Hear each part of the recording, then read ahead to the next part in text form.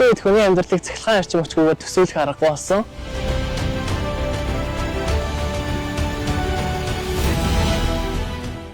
Багнуурын Хитран хөтөлбөрийн станц үйл ажиллагаа эхлээд 1 жил болж байна. За манай станц нь бол 2024 оны 11 сарын 30-нд төвийн үсгийн нэгдсэн системд хөцөлцөөлөгдсөн байгаа.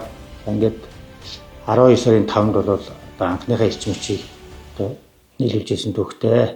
За энэ хугацаанд бид 22 интернет технологийн систем бүрэлдэхүүнтэй үйл ажиллагаа яваад бүтэн жилийг өнгөрөөсөн байна.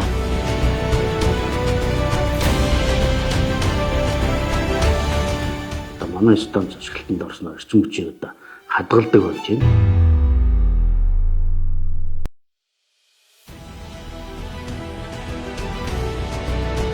Манай батарей станц нь яг л та бидний ашигладаг power bank-тай адилхан